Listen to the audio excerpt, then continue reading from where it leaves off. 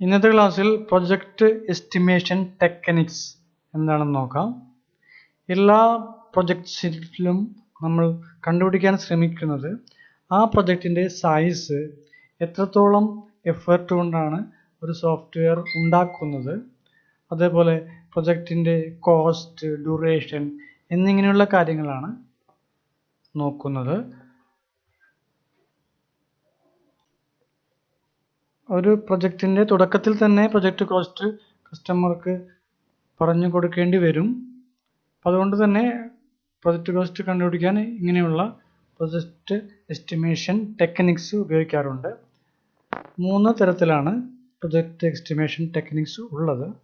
ഒന്നാമത്തത് empirical estimation techniques, രണ്ടാമത്തത് heuristic techniques, മൂന്നാമത്തത് അനാലിറ്റിക്കൽ എസ്റ്റിമേഷൻ ടെക്നിക്സ്.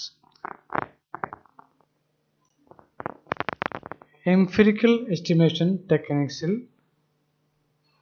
ഉപയോഗിക്കുന്ന ഒരു മെത്തേഡാണ് എക്സ്പേർട്ട് ജഡ്ജ്മെൻറ്റ് ടെക്നിക്.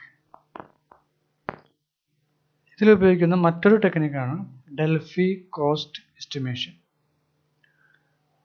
അപ്പോൾ നമുക്ക് ആദ്യം എന്താണ് ഒരു എക്സ്പേർട്ട് ജഡ്ജ്മെൻറ്റ് ടെക്നിക്ക് എന്ന് നോക്കാം. ജനറലി എംപിരിക്കൽ എസ്റ്റിമേഷൻ ടെക്നിക്സ് എന്ന് പറഞ്ഞാൽ ഒരു ഊഹമാണ്. കുറേ കാലത്തെ പ്രൊജക്റ്റ് എക്സ്പീരിയൻസ്, അതുപോലെ അതിനെക്കുറിച്ചുള്ള അറിവ്, ഇങ്ങനെയുള്ള കാര്യങ്ങൾ എടുത്തുകൊണ്ട് ഒരു ആളോ അല്ലെങ്കിൽ ഒന്നിലധികം ആളുകളോ എടുക്കുന്ന ഒരു ഊഹത്തിനെയാണ് നമ്മൾ എംപിരിക്കൽ എസ്റ്റിമേഷൻ ടെക്നിക്സ് എന്ന് പറയുന്നത്. അതിനകത്ത് എക്സ്പേർട്ട് ജഡ്ജ്മെൻറ്റ് ടെക്നിക്കിന് ഉപയോഗിക്കുന്നത് മെത്തേഡ് ഇതാണ്. എക്സ്പേർട്ട് ജഡ്ജ്മെൻറ്റ് ടെക്നിക്കിൽ ഒരു എക്സ്പേർട്ട്, പ്രോബ്ലത്തെക്കുറിച്ച് അറിയാവുന്ന ആളായിരിക്കും എക്സ്പേർട്ട്. അദ്ദേഹം ഒരു ഊഹം നടത്തുന്നു. പ്രോബ്ലം വിശദമായി പഠിച്ച ശേഷം അദ്ദേഹം പ്രോബ്ലം സൈസിനെ കുറിച്ച് ഒരു ഊഹം ഉണ്ടാക്കുന്നു. അതെങ്ങനെയാണ് അദ്ദേഹം ചെയ്യുന്നത്? ആ പ്രോബ്ലത്തെ പല കമ്പോണൻസ് ആയിട്ട് ഡിവൈഡ് ചെയ്യുന്നു. ഓരോ കമ്പോണൻറ്റിനെയുമാണ് നമ്മൾ സാധാരണ മൊഡ്യൂൾ അല്ലെങ്കിൽ സബ് സിസ്റ്റം എന്നൊക്കെ വിളിക്കും. ഓരോ സബ് കമ്പോണൻറ്റിലും ഓരോ മൊഡ്യൂളിൻ്റെയും എസ്റ്റിമേഷൻ അദ്ദേഹം വേറെ വേറെ നടത്തുന്നു. അപ്പോൾ ഇങ്ങനെ ഓരോ കമ്പോണൻസിൻ്റെയും എത്ര കോസ്റ്റാണെന്ന് മനസ്സിലാക്കിയാൽ എല്ലാം കൂടെ കൂട്ടിക്കഴിഞ്ഞാൽ നമുക്ക് മൊത്തം കോസ്റ്റ് കിട്ടുന്നു. ഈ ഒരു രീതിയിലാണ് എക്സ്പേർട്ട് ജഡ്ജ്മെൻറ്റ് ടെക്നിക്ക് നടത്തുന്നത്. ഇവിടെ ആ എക്സ്പേർട്ട് എത്രത്തോളം അദ്ദേഹത്തിന് അനുഭവ സമ്പത്തുണ്ട്, എത്രത്തോളം അറിവ് അദ്ദേഹത്തിന് ഈ ഒരു പ്രൊജക്റ്റുമായിട്ട് ബന്ധപ്പെട്ടുണ്ട്, അതുമായി ബന്ധപ്പെട്ടാണ് ഈ ഒരു ടെക്നിക്കിൻ്റെ വിജയം. പലപ്പോഴും മാനുഷികമായ തെറ്റുകൾ ഇവിടെ സംഭവിക്കാറുണ്ട്. ഈ ഒരു എക്സ്പേർട്ട് അദ്ദേഹത്തിൻ്റെ അറിവ് അല്ലെങ്കിൽ എക്സ്പീരിയൻസിനെ ഡിപ്പെൻഡ് ചെയ്തുകൊണ്ടാണ് ഇതിൻ്റെ ഒരു റിസൾട്ട് കിട്ടുന്നത്. 2-3 പ്രൊജക്റ്റ് ചെയ്ത ഒരു ആളാണ് എക്സ്പേർട്ടെങ്കിൽ ചിലപ്പോൾ കൃത്യമായി കിട്ടണമെന്നില്ല. അതല്ല 10-20 ഒത്തിരി എക്സ്പീരിയൻസ് ഉള്ള ഒരാളാണ് എക്സ്പേർട്ടെങ്കിൽ അത് കൃത്യമായി നമുക്ക് കിട്ടുന്നു. കൂടാതെ ഒരു സോഫ്റ്റ്വെയറിൻ്റെ പല പാർട്സ് ഉണ്ട്. ഇപ്പോൾ ഡാറ്റാബേസ്, യൂസർ ഇൻ്റർഫേസ്, കമ്മ്യൂണിക്കേഷൻ, മറ്റുള്ള കാര്യങ്ങൾ, അങ്ങനെ ഒരു പ്രൊജക്റ്റിൻ്റെ എല്ലാ പാർട്സിലും ഒരേപോലെ എക്സ്പീരിയൻസ് ഉള്ള ഒരു എക്സ്പേർട്ടിനെ കിട്ടാൻ വളരെ ബുദ്ധിമുട്ടാണ്. അപ്പോൾ ഒരു ഇൻഡിവിജ്വലിനെ ഡിപ്പെൻഡ് ചെയ്തുകൊണ്ടാണ് എക്സ്പേർട്ട് ജഡ്ജ്മെൻറ്റ് ടെക്നിക്കിൻ്റെ വിജയം. പിന്നെ ഇതിൻ്റെ തന്നെ മറ്റൊരു വെർഷനുണ്ട്. എക്സ്പേർട്ട് ജഡ്ജ്മെൻറ്റ് തന്നെ മറ്റൊരു രീതിയിലും ചെയ്യാറുണ്ട്. അവിടെ ഒരു എക്സ്പേർട്ടിന് പകരം ഒന്നിലധികം എക്സ്പേർട്ട് ഒരുമിച്ച് ചെന്നാണ് ഇത് നടത്തുന്നത്. അപ്പോൾ നേരത്തെ ഉണ്ടായ പോരായ്മകൾ ഇവിടെ തിരുത്തപ്പെടുന്നു. കാരണം ഒന്നിലധികം ആൾക്കാരുണ്ട്. അപ്പോൾ ഓരോരുത്തരുടെയും എക്സ്പീരിയൻസും നോളജും എടുത്ത് കൂട്ടായിട്ടുള്ള ഒരു പ്രവർത്തനത്തിലാണ് ഇവിടെ കോസ്റ്റ് കണ്ടുപിടിക്കുന്നത്. അപ്പോൾ ഇത് നേരത്തെ ചെയ്തതിനെക്കാട്ടും കുറച്ചുകൂടി നല്ലൊരു മെത്തേഡാണ്. പിന്നെ ഇവിടെയും ഗ്രൂപ്പ് ഓഫ് എക്സ്പേർട്സ് ചിലപ്പോൾ ഒരുമിച്ചിട്ടുള്ള അല്ലെങ്കിൽ ഒന്നിലധികം ആൾക്കാർക്ക് എന്തെങ്കിലും പ്രത്യേക തീരുമാനങ്ങൾ ഇവിടെ എടുക്കാൻ കഴിയും. ഇപ്പോൾ 4 എക്സ്പേർട്ട് ഉണ്ടെങ്കിൽ അതിൽ 3 എക്സ്പേർട്ട് കൂടി അവരുടെ വേറെ എന്തെങ്കിലും കാര്യങ്ങൾ നോക്കി അവർ തീരുമാനമെടുക്കാൻ നോക്കിക്കഴിഞ്ഞാൽ ഇവിടെയും അത് ഒരുപക്ഷെ പരാജയമായേക്കാം. കൂടാതെ ഇപ്പം ഒരു ഗ്രൂപ്പ് ഓഫ് എക്സ്പേർട്സ് ഉണ്ടെങ്കിലും ചിലപ്പോൾ ഒന്ന് രണ്ട് പേരായിരിക്കും ആ ഗ്രൂപ്പിനെ ഡോമിനേറ്റ് ചെയ്യുന്നത്. ഇപ്പോൾ ഡോമിനൻ്റ് ആയിട്ടുള്ള മെമ്പേഴ്സ് ഉണ്ടെങ്കിൽ അവരുടെ തീരുമാനത്തിനനുസരിച്ച് ഒരു ഗ്രൂപ്പ് ഒരു തീരുമാനമെടുക്കുന്ന ഒരവസ്ഥ വരും. എന്നാലും കമ്പാരിറ്റീവ്ലി ഒരാൾ എടുക്കുന്ന തീരുമാനത്തെക്കാട്ടും മികച്ചതാണ് ഗ്രൂപ്പ് ഓഫ് എക്സ്പേർട്ട് ചെയ്യുന്ന ഒരു കോസ്റ്റ് എസ്റ്റിമേഷൻ. അപ്പോൾ ഈ 2 രീതിയിലാണ് എക്സ്പേർട്ട് ജഡ്ജ്മെൻറ്റ് മെത്തേഡ് നടത്തുന്നത്. എസ്റ്റിമേഷൻ ടെക്നിക്സിൽ ഉപയോഗിക്കുന്ന ഒരു രണ്ടാമത്തെ മെത്തേഡാണ് ഡെൽഫി കോസ്റ്റ് എസ്റ്റിമേഷൻ മെത്തേഡ്. നേരത്തെ എക്സ്പേർട്ട് ജഡ്ജ്മെൻറ്റ് അപ്രോച്ചിൽ ഉണ്ടായിരുന്ന കുറേ പോരായ്മകളെ നികത്തിക്കൊണ്ടാണ് ഡെൽഫി എസ്റ്റിമേഷൻ മെത്തേഡ് ചെയ്യുന്നത്. ഇവിടെ ഒരു ടീമാണ്. ആ ടീമിനകത്ത് കുറേ എക്സ്പേർട്സ് ഉണ്ടാകും, ഒരു കോർഡിനേറ്റർ ഉണ്ടാകും. ഇത് കുറേയധികം റൗണ്ടുകളായാണ് നടത്തുന്നത്. ഒന്നാമത്തെ റൗണ്ടിൽ ചെയ്യുന്നത് ഇതാണ്: കോഓർഡിനേറ്റർ ഒരു SRS ഡോക്യുമെൻ്റ്, അതേപോലെ ഒരു ഫോം കൊടുക്കുന്നത് കോസ്റ്റ് എസ്റ്റിമേഷൻ കുറിച്ച് വയ്ക്കാനായിട്ടാണ്. ഒരു SRS ഡോക്യുമെൻറ്റും ഫോമും ഓരോ എസ്റ്റിമേറ്റർക്കും കൊടുക്കുന്നു.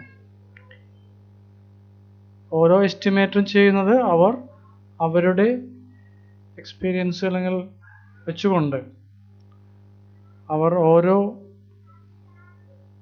ഓരോരുത്തരും ഈ എസ്റ്റിമേഷൻ നടത്തുന്നു. അപ്പോൾ ഈ പ്രോജക്റ്റിനെ കുറിച്ച് എന്തെങ്കിലും പ്രത്യേകിച്ച് എന്തെങ്കിലും അവർ കണ്ടുപിടിച്ചാൽ അതുകൂടി അവർ ഇതിനകത്ത് നോട്ട് ചെയ്യുന്നുണ്ട്. ചിലപ്പോൾ ചില പ്രത്യേകതകളുണ്ടാവും, unusual characteristic of the product എന്ന് പറയും. അപ്പോൾ അങ്ങനെ ഉണ്ടെങ്കിൽ അത് എസ്റ്റിമേറ്റേഴ്സ് പ്രത്യേകം എഴുതി കൊടുക്കും കോർഡിനേറ്റർക്ക്. അപ്പോൾ കോർഡിനേറ്റർ ഇതിൻ്റെ അടിസ്ഥാനത്തിൽ ഒരു സമ്മറി തയ്യാറാക്കുന്നു. എല്ലാ എസ്റ്റിമേഷനുകളും വാങ്ങി അദ്ദേഹം ഒരു സമ്മറി ഉണ്ടാക്കി അതിൽ നിന്നും ഏതെങ്കിലും എസ്റ്റിമേറ്റേഴ്സ് എന്തെങ്കിലും പ്രത്യേകതകൾ നോട്ട് ചെയ്തിട്ടുണ്ടെങ്കിൽ അദ്ദേഹം അത് മനസ്സിലാക്കി അത് മറ്റുള്ളവർക്ക് കൊടുക്കുന്നു. അതിനുശേഷം അവരോട് പറയുന്നു ഒരിക്കൽ കൂടി റീഎസ്റ്റിമേറ്റ് ചെയ്യാനായിട്ട്. ഒരിക്കൽ ചെയ്ത എസ്റ്റിമേഷൻ വീണ്ടും റീഎസ്റ്റിമേഷൻ നടത്തുന്നു. അപ്പം ഇങ്ങനെയുള്ള എസ്റ്റിമേഷൻ പ്രോസസ്സ് കുറേയധികം റൗണ്ടുകൾ നടത്തിക്കൊണ്ടാണ് ഒരു ഡെൽഫി കോസ്റ്റ് എസ്റ്റിമേഷൻ മെത്തേഡ് ചെയ്യുന്നത്. അപ്പോൾ ഇതിൻ്റെ ഉദ്ദേശം ഇതാണ്: ഒരാൾ ചെയ്യുമ്പോൾ എന്തെങ്കിലും പ്രശ്നങ്ങൾ ഉണ്ടാകും, അപ്പോൾ അത് ഒഴിവാക്കാനായി കുറേയധികം ആൾക്കാർ ചെയ്യുന്നു. അപ്പോൾ നേരത്തെ ഉണ്ടായിരുന്ന കുറേയധികം പോരായ്മകൾ ഇവിടെ ഇല്ലാതാക്കുന്നു. കാരണം ഓരോരുത്തരും അങ്ങോട്ടും ഇങ്ങോട്ടും കമ്മ്യൂണിക്കേഷൻ ഇല്ല. ഒരു എസ്റ്റിമേറ്ററും വേറൊരു എസ്റ്റിമേഷനും തമ്മിൽ പ്രത്യേകിച്ച് കമ്മ്യൂണിക്കേഷൻ ഇല്ലാത്തതുകൊണ്ട് ഒന്നിലധികം പേരുടെ താല്പര്യം ഇവിടെ ചെയ്യാൻ പറ്റാതാകുന്നു. അപ്പോൾ അതുകൊണ്ട് തന്നെ കൂടുതൽ നല്ലൊരു റിസൾട്ട് ഇതുകൊണ്ട് കിട്ടുന്നു. അവസാനം എല്ലാ എസ്റ്റിമേറ്ററിൻ്റെയും ചെയ്ത എസ്റ്റിമേഷൻസ് എടുത്തുകൊണ്ട് അവസാനം കോർഡിനേറ്റർ തന്നെയാണ് ഇത് ഒരു റിസൾട്ടാക്കി മാനേജ്മെൻറ്റിന് സമർപ്പിക്കുന്നത്. അപ്പോൾ അതാണ് ഫൈനൽ എസ്റ്റിമേഷൻ ആയിട്ട് വിലയിരുത്തുന്നത്. പ്രൊജക്റ്റ് എസ്റ്റിമേഷനിൽ ഉപയോഗിക്കുന്ന രണ്ടാമത്തെ വിഭാഗമാണ് ഹ്യൂറിസ്റ്റിക് ടെക്നിക്സ് എന്ന് പറയുന്നത്. ഹ്യൂറിസ്റ്റിക് ടെക്നിക്സിൽ പ്രൊജക്റ്റ് പാരാമീറ്റേഴ്സിൽ ഏതെങ്കിലും ഒന്നോ രണ്ടോ ഉപയോഗിച്ചുകൊണ്ട് മറ്റുള്ള പാരാമീറ്റേഴ്സ് കണ്ടുപിടിക്കുന്ന രീതിയാണ്. സാധാരണ പ്രൊജക്റ്റ് പാരാമീറ്റേഴ്സ് എന്ന് പറഞ്ഞാൽ സാധാരണ നമുക്ക് കോസ്റ്റ് ഉണ്ട്, അതേപോലെ എഫേർട്ട് ഉണ്ട്, ഡ്യൂറേഷൻ ഉണ്ട്, അതേപോലെ സൈസ്, അതുപോലെ പേഴ്സൺ മന്ത്, സ്റ്റാഫ് സൈസ്, ഇങ്ങനെയുള്ള പാരാമീറ്റേഴ്സാണ്. അപ്പോൾ ഈ പാരാമീറ്റേഴ്സിൽ നമുക്ക് കണ്ടുപിടിക്കാനുള്ള ഏതെങ്കിലും പാരാമീറ്റർ മറ്റുള്ള പാരാമീറ്റേഴ്സിൻ്റെ ഇക്വേഷൻ അല്ലെങ്കിൽ മാത്തമാറ്റിക്കൽ എക്സ്പ്രഷനിൽ നിന്ന് കണ്ടുപിടിക്കുന്ന രീതിയാണ് ഹ്യൂറിസ്റ്റിക് ടെക്നിക്സ് ഉപയോഗിക്കുന്നത്. അതുകൊണ്ട് തന്നെ നേരത്തെ ഉപയോഗിച്ചിരുന്ന മെത്തേഡിൽ നിന്നും കുറച്ചുകൂടി നല്ലതാണ് ഈ ഒരു ടെക്നിക്ക്. നേരത്തെ നമ്മൾ എംപിരിക്കൽ എസ്റ്റിമേഷൻ ടെക്നിക്സ് ആണ് കണ്ടുപിടിച്ചത്. അവിടെ ഇക്വേഷൻ ഒന്നുമില്ല, പക്ഷേ ഇവിടെ മാത്തമാറ്റിക്കൽ ഇക്വേഷൻ ഉണ്ട്. അതുകൊണ്ട് തന്നെ കൃത്യമായ രീതിയിൽ ഇവിടെ കിട്ടാറുണ്ട്. പ്രൊജക്റ്റ് പാരാമീറ്റേഴ്സിനെ നമുക്ക് കണ്ടുപിടിക്കാൻ പറ്റാറുണ്ട്. ഇവിടെ ജനറലി 2 ടൈപ്പ് മെത്തേഡാണ് ഉള്ളത്. ഒന്ന് സിംഗിൾ വേരിയബിൾ എസ്റ്റിമേഷൻ മോഡൽസ് എന്ന് പറയും.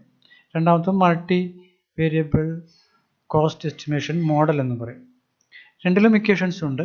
ഇപ്പോൾ സിംഗിൾ വേരിയബിൾ എസ്റ്റിമേഷൻ മോഡൽസിൽ നമ്മൾ കണ്ടുപിടിക്കുന്നത് ഒരു ഇക്വേഷൻ ഉപയോഗിച്ചുകൊണ്ടാണ്. അവിടെ estimated parameter equal to C1 star ED1 e⁻D1. അതിൽ ഇ എന്ന് പറഞ്ഞാൽ സോഫ്റ്റ്വെയറിൻ്റെ എന്തെങ്കിലും ഒരു ക്യാരക്ടറിസ്റ്റിക്സ് ആയിരിക്കും. ക്യാരക്ടറിസ്റ്റിക് അത് ഇൻഡിപെൻഡൻ്റ് ആയിരിക്കും. D1 C1 അത് കോൺസ്റ്റൻ്റ് ആയിരിക്കും. അപ്പോൾ ഇത് ഉപയോഗിച്ചുകൊണ്ട് നമുക്ക് ഒരു എസ്റ്റിമേറ്റഡ് പാരാമീറ്റർ കണ്ടുപിടിക്കാൻ കഴിയും. ഇപ്പോൾ ഡിപ്പെൻഡൻറ്റ് പാരാമീറ്റർ, ഇൻഡിപെൻഡൻറ്റ് പാരാമീറ്റർ എന്നുള്ള 2 ടേം കൂടെ ഉപയോഗിച്ചിട്ടുണ്ട്. ഇപ്പോൾ ഡിപ്പെൻഡൻറ്റ് പാരാമീറ്റർ അത് എഫേർട്ട് ആയിരിക്കാം, അല്ലെങ്കിൽ പ്രൊജക്റ്റ് ഡ്യൂറേഷൻ ആയിരിക്കാം, അതുപോലെ സ്റ്റാഫ് സൈസ് എല്ലാം ആയിരിക്കാം.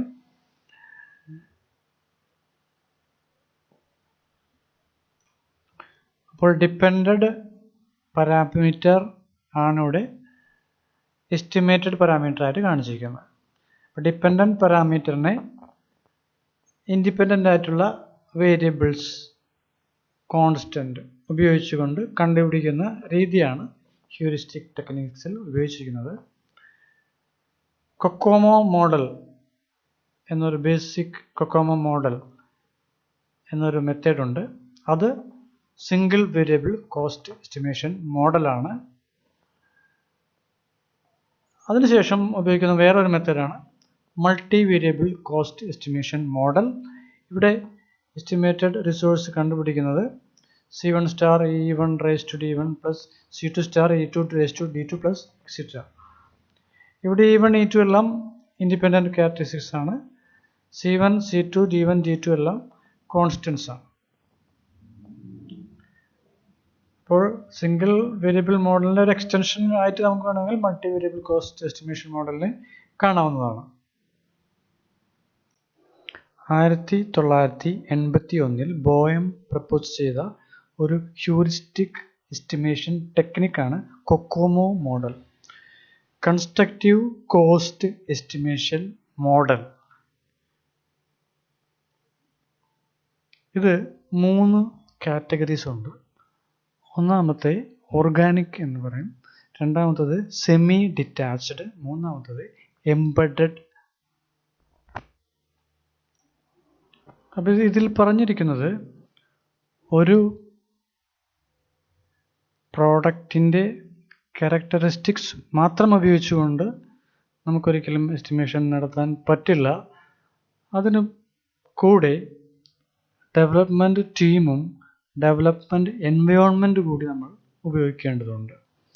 അതായത് നമുക്ക് 3 പ്രോഡക്റ്റ് ക്ലാസ്സസ് ഉണ്ട്. 3 പ്രോഡക്റ്റ് ക്ലാസ്സസ് എന്ന് പറഞ്ഞാൽ ഒന്ന് ആപ്ലിക്കേഷൻ, പിന്നെ ഒന്ന് യൂട്ടിലിറ്റി, മൂന്നാമത്തത് system programs. Application, utility, system programs എന്നിങ്ങനെ 3 പ്രോഡക്റ്റ് ക്ലാസ്സസ് ഉണ്ട്.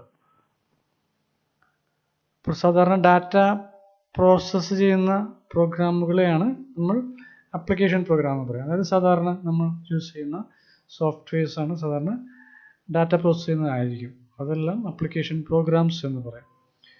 പിന്നെ പ്രോഗ്രാമുകളെ കമ്പൈൽ ചെയ്യാനും അതുപോലെ ലിങ്ക് ചെയ്യാനൊക്കെ ഉപയോഗിക്കുന്ന പ്രോഗ്രാമുകളെ, അതിൽ കമ്പൈലേഴ്സ്, ലിങ്കേഴ്സ്, ഇൻ്റർപ്രറ്റേഴ്സ് അതുപോലുള്ള പ്രോഗ്രാംസിനെയാണ് നമ്മൾ യൂട്ടിലിറ്റി പ്രോഗ്രാം എന്ന് പറയുന്നത്. അപ്പോൾ ആപ്ലിക്കേഷൻ പ്രോഗ്രാംസ് 1, 2 യൂട്ടിലിറ്റി പ്രോഗ്രാംസ്, മൂന്നാമത്തത് സിസ്റ്റം പ്രോഗ്രാംസ് ആണ്. അത് ഓപ്പറേറ്റിംഗ് സിസ്റ്റം അതുപോലെ റിയൽ ടൈം പ്രോഗ്രാംസിനെയാണ് നമ്മൾ സിസ്റ്റം പ്രോഗ്രാംസ് എന്ന് പറയുന്നത്. അത് ഹാർഡ്വെയറുമായി ഡയറക്റ്റ് ആയിട്ട് ഇൻ്ററാക്റ്റ് ചെയ്യുന്ന പ്രോഗ്രാംസ് ആണ് സാധാരണ സിസ്റ്റം പ്രോഗ്രാംസ് എന്ന് പറയുന്നത്. ഇപ്പോൾ സാധാരണ യൂട്ടിലിറ്റി പ്രോഗ്രാംസ് ചെയ്യാൻ ബുദ്ധിമുട്ടാണ്. ഒരു യൂട്ടിലിറ്റി പ്രോഗ്രാം എഴുതാൻ ഒരു ആപ്ലിക്കേഷൻ പ്രോഗ്രാമിൻ്റെ 3 ഇരട്ടി ബുദ്ധിമുട്ടാണെന്നാണ് ഒരു സയൻറ്റിഫിക് റിസർച്ച് പേപ്പർ പറഞ്ഞിട്ടുള്ളത്. അതേപോലെ സിസ്റ്റം പ്രോഗ്രാംസ് ചെയ്യാൻ യൂട്ടിലിറ്റി പ്രോഗ്രാംസിൻ്റെ 3 ഇരട്ടി വേണമെന്നും കൂടി പറഞ്ഞിട്ടുണ്ട്. അപ്പോൾ ഇതിൻ്റെ അടിസ്ഥാനത്തിൽ നമുക്ക് വേണമെങ്കിൽ ഈ 3 കാറ്റഗറീൻ്റെയും ഒരു ഇക്വേഷൻ വഴി അല്ലെങ്കിൽ ഒരു ഡിഫിക്കൽട്ടി ലെവൽ നമുക്ക് തരംതിരിക്കാൻ പറ്റും. 1:3:9 എന്നൊരു റേഷ്യോ ഉപയോഗിച്ചുകൊണ്ട് നമുക്ക് ആപ്ലിക്കേഷൻ പ്രോഗ്രാമും അതേപോലെ യൂട്ടിലിറ്റി പ്രോഗ്രാമും സിസ്റ്റം പ്രോഗ്രാമിംഗ് തമ്മിലൊരു റേഷ്യോ കൊടുക്കാൻ പറ്റും. Application, utility, system programs 1:3:9. ഇനി നമുക്ക് ആദ്യത്തെ നോക്കാം. ഓർഗാനിക് ടൈപ്പ് എന്താണ് ഉദ്ദേശിക്കുന്നതെന്ന് നോക്കാം. അപ്പോൾ ബോയം കൊക്കോമോ മോഡൽ ഡിഫൈൻ ചെയ്തപ്പോൾ ഓർഗാനിക്, സെമി ഡിറ്റാച്ച്ഡ്, എംബഡഡ് എന്നീ 3 ടൈപ്പായിട്ടാണ് ഒരു ഡെവലപ്മെൻറ്റ് പ്രൊജക്റ്റിനെ തരംതിരിച്ചത്. അപ്പോൾ എങ്ങനെയാണ് ഒരു ഡെവലപ്മെൻറ്റ് പ്രൊജക്റ്റ് ഓർഗാനിക് എന്ന് നോക്കാം. അവിടെ ആപ്ലിക്കേഷൻ പ്രോഗ്രാം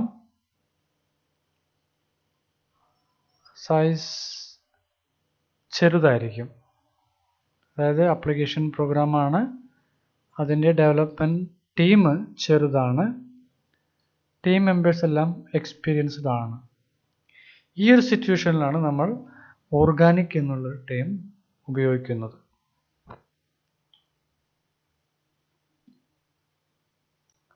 ഇത് ഉപയോഗിക്കുന്നത് നേരത്തെ പറഞ്ഞു ഡെവലപ്മെൻറ്റ് കോംപ്ലക്സിറ്റി കൂടി ഇവിടെ വിലയിരുത്തുന്നുണ്ട് കൊക്കോമോ മോഡൽ. അപ്പോൾ ഡെവലപ്മെൻറ്റ് കോംപ്ലക്സിറ്റി വിലയിരുത്താനായി ഉപയോഗിക്കുന്ന 3 ടൈപ്പാണ് ഓർഗാനിക്, സെമി ഡിറ്റാച്ച്ഡ്, എംബഡഡ് എന്നീ 3 കാറ്റഗറീസ്. അപ്പോൾ ഓർഗാനിക് പറഞ്ഞു, അവിടെ ആപ്ലിക്കേഷൻ പ്രോഗ്രാമാണ്, ചെറുതാണ്, എക്സ്പീരിയൻസ്ഡ് ആണ്. ഇനി ഡെവലപ്മെൻറ്റ് പ്രൊജക്റ്റ് സെമി ഡിറ്റാച്ച്ഡ് ആവണമെങ്കിൽ ആ ഡെവലപ്മെൻറ്റ് ടീമിലുള്ള സ്റ്റാഫ് അവർ കുറച്ച് പേര് എക്സ്പീരിയൻസ്ഡ് ഉണ്ട്, കുറച്ച് പേര് ഇൻഎക്സ്പീരിയൻസ്ഡ് ആയിട്ടുള്ള ആൾക്കാരുമുണ്ട്. അപ്പോൾ കുറച്ച് പേര് എക്സ്പീരിയൻസ്ഡും പിന്നെ കുറച്ച് പേര് ഇൻഎക്സ്പീരിയൻസ്ഡുമാണ്. അപ്പോൾ ഇൻഎക്സ്പീരിയൻസ്ഡ് ആയവർക്ക് ആ സിസ്റ്റത്തെക്കുറിച്ച് കൂടുതൽ അറിയില്ല. ഈ ഒരു സിറ്റുവേഷനിലാണ് ഡെവലപ്മെൻറ്റ് പ്രൊജക്റ്റ് സെമി ഡിറ്റാച്ച്ഡ് എന്നൊരു ടേം അവിടെ ഉപയോഗിക്കുന്നത്. ഇനി ഡെവലപ്മെൻറ്റ് പ്രൊജക്റ്റ് എംബഡഡ് എന്ന് പറയുമ്പോൾ അത് വളരെ കോംപ്ലക്സ് ആയിട്ടുള്ള ഹാർഡ്വെയറുമായിട്ട് ബന്ധപ്പെട്ട ഒരു ടേമാണ്. അപ്പോൾ സോഫ്റ്റ്വെയർ ഹാർഡ്വെയറുമായിട്ട് വളരെ ബന്ധം ഉണ്ടെങ്കിൽ നമുക്കതിന് എംബഡഡ് എന്നുള്ള ടേമാണ് ഉപയോഗിക്കുക. അപ്പോൾ ഡെവലപ്മെൻറ്റ് പ്രൊജക്റ്റിൻ്റെ ആ ഒരു കാറ്റഗറി ഇങ്ങനെ 3 ടൈപ്പാണ് കൊടുത്തിരിക്കുന്നത്. അപ്പോൾ ഇത് നോക്കിയിട്ട് വേണം തീരുമാനിക്കാനായിട്ട് ഏത് ടൈപ്പിലാണ് ഇത് വരുന്നതെന്ന്. ഇപ്പോൾ സാധാരണ കുറച്ച് കോംപ്ലക്സിറ്റിയാണ് ഓർഗാനിക് കൊണ്ട് മീൻ ചെയ്യുന്നത്. കുറച്ചുകൂടി കോംപ്ലക്സിറ്റി കൂടുന്ന ഇതും അല്ലെങ്കിൽ സ്റ്റാഫിൻ്റെ ഇൻഎക്സ്പീരിയൻസുമാണ് സെമി ഡിറ്റാച്ചിലോട്ട് പോകുന്നത്. അതേസമയം കുറച്ചുകൂടി വളരെ കോംപ്ലക്സ് ആണ്, അതുപോലെ കുറച്ച് ചെയ്യാൻ പോകുന്നത് കുറച്ച് ഹാർഡ്വെയർ അല്ലെങ്കിൽ കോംപ്ലക്സിറ്റി കൂടിയ പ്രൊസീജിയേഴ്സാണ് വേണ്ടി വരുന്നതെങ്കിൽ നമ്മൾ എംബഡഡ് എന്നുള്ള കാറ്റഗറിയിലോട്ട് പോകേണ്ടി വരും.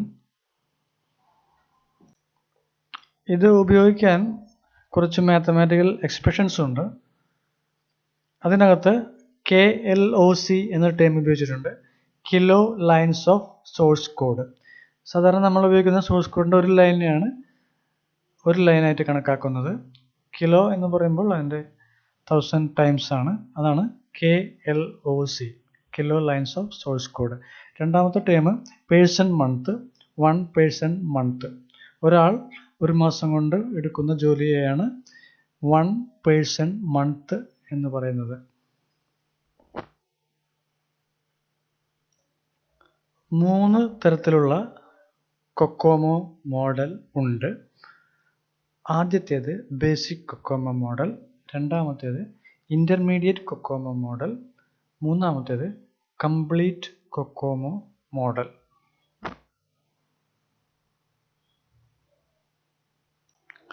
ബേസിക് കൊക്കോമോ മോഡലിൽ ഉപയോഗിക്കുന്ന 2 ഇക്വേഷൻസ് ഉണ്ട്. ഈ ഇക്വേഷൻസ് ഉപയോഗിച്ചുകൊണ്ടാണ് എഫേർട്ടും ടൈമും കണ്ടുപിടിക്കുന്നത്. ആദ്യത്തെ equation effort equal to A1 into KLOC raise to A2. അതിനെ അളക്കുന്നത് പേഴ്സൺ മന്തിലാണ്. അതുകൊണ്ടാണ് ഇക്വേഷൻ്റെ അവസാനം PM എന്ന് കൊടുത്തിട്ടുള്ളത്. രണ്ടാമത്തെ ടൈം ഫോർ ഡെവലപ്മെൻ്റ് ആണ്, TDEV. That is equal to B1 into effort raise to B2. അത് മന്ത്സിലാണ് അളക്കുന്നത്. അപ്പം ഇങ്ങനെ ഈ 2 ഇക്വേഷൻ ഉപയോഗിച്ചുകൊണ്ടാണ് എഫേർട്ടും ടൈമും ബേസിക് കൊക്കോമോ മോഡൽ കണ്ടുപിടിക്കുന്നത്. KLOC നേരത്തെ പറഞ്ഞു, കിലോ ലൈൻസ് ഓഫ് കോഡാണ്. A1 A2 B1 B2 എന്ന് പറഞ്ഞത് കോൺസ്റ്റൻസ് ആണ്. അത് അവിടെ ഡിക്ലെയർ ഓൾറെഡി ചെയ്തിട്ടുണ്ടാകും. ഓരോ കാറ്റഗറിക്കും ഡിഫറെൻ്റ് ആണ്. ഓരോ കാറ്റഗറി അനുസരിച്ച് different values A1 A2 B1 B2 എന്നുള്ളതിന് ഉണ്ട്. അത് ഉപയോഗിച്ചുകൊണ്ടാണ് ഇവിടെ ഇക്വേഷൻ എഫേർട്ടും അതുപോലെ TDEVയും കണ്ടുപിടിക്കുന്നത്. എഫേർട്ട് ടോട്ടൽ എഫേർട്ടാണ്, അത് PMസിലാണ് അളക്കുന്നത്.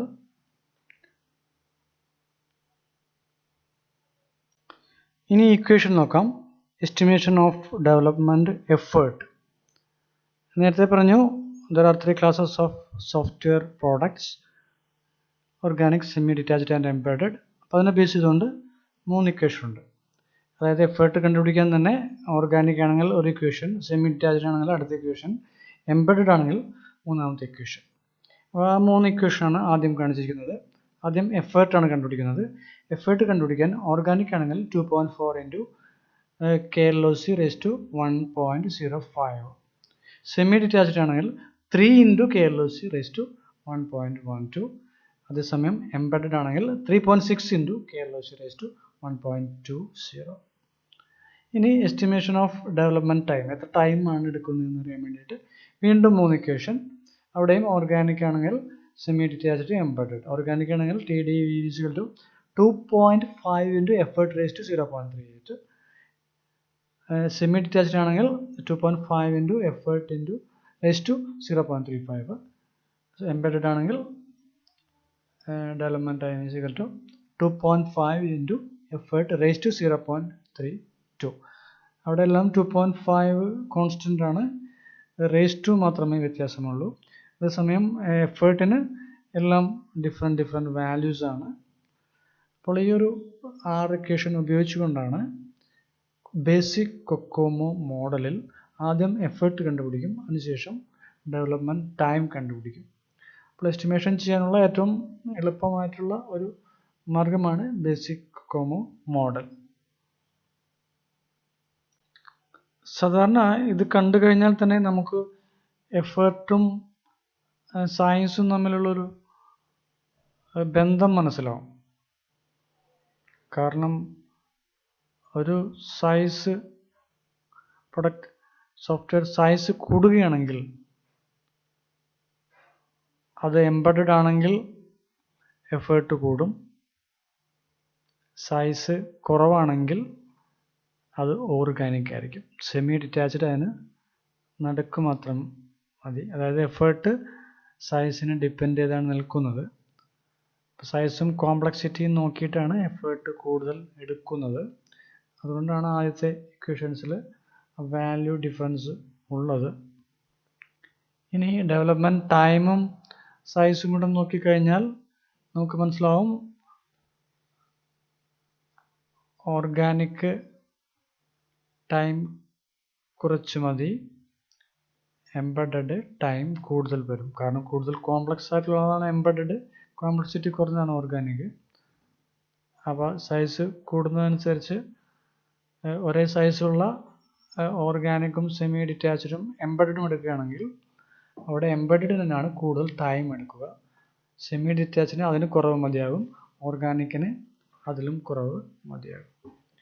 അപ്പോൾ ഒരേ പ്രോഡക്റ്റ് സൈസിലുള്ള ഓർഗാനിക്കിനും സെമി ഡിറ്റാച്ച്ഡും എംബഡഡിനും എഫേർട്ട് ബേസ് നോക്കുകയാണെങ്കിൽ കോംപ്ലക്സിറ്റി കൂടിയ എംബഡഡ് കൂടുതൽ, ഓർഗാനിക് കുറവ്.